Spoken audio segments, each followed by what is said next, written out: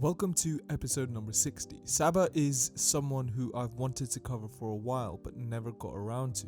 I'll cover more of him in the future, but the track Photosynthesis actually has a lot under the hood when you actually analyse what he says. You'll be forgiven though because his style is absolutely rapid at times. In the opening line of the hook, John Doe speaks of Lakeshore Drive, which is actually an expressway that runs alongside Lake Michigan through the city of Chicago.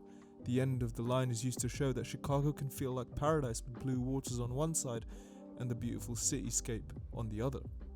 The glare is used to represent reality, that they know the truth of Chicago's high crime rate and that paradise in this sense is unrecognizable for many people in the real world.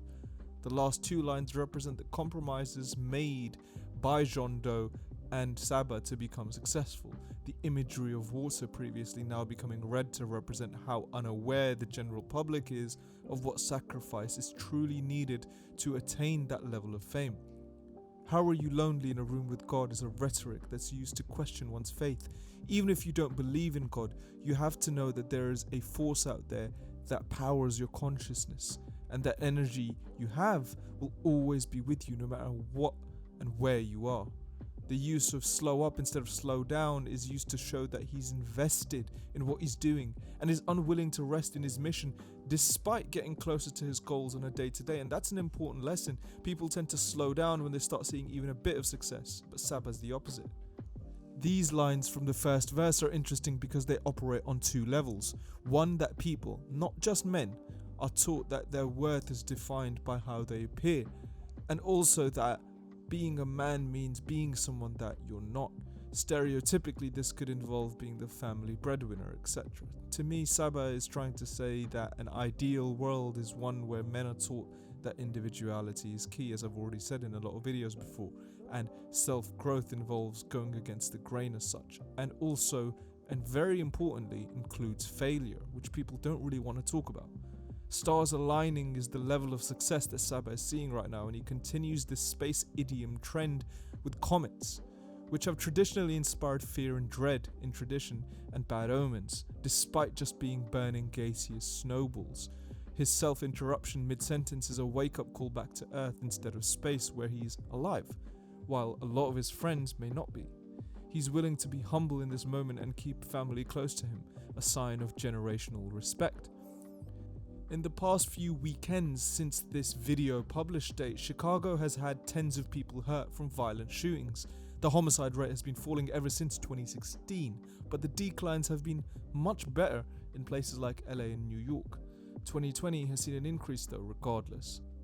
The Bucket List project was released in 2016, and even then Saba wasn't shying away from the fact that poverty and gang violence was an ever-present threat, and he acknowledges that to make the future a better place, we must all start with the youth, hence it's on his conscience.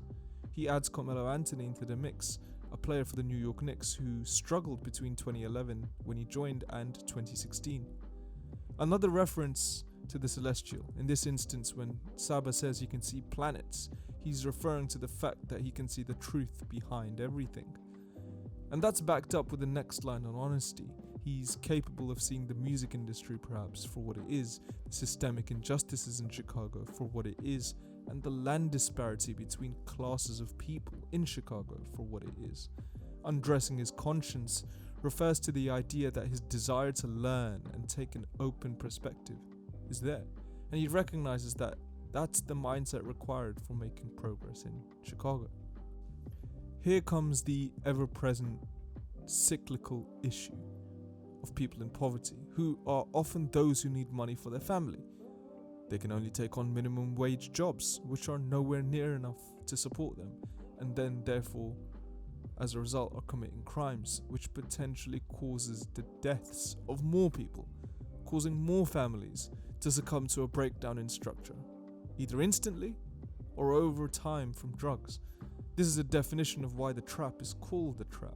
It's impossible to get out of, and it keeps spiraling downwards on these neighborhoods. The last two lines here is a statement that everyone has to accept the cycle existing first, like we must say yes, it happens.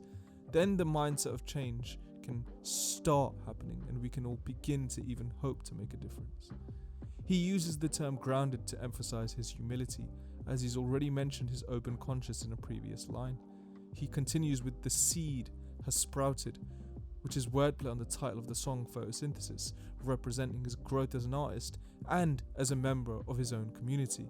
The nature trend is also present in the first line, a reason why he chose being an artist over his STEM field that he initially tried for.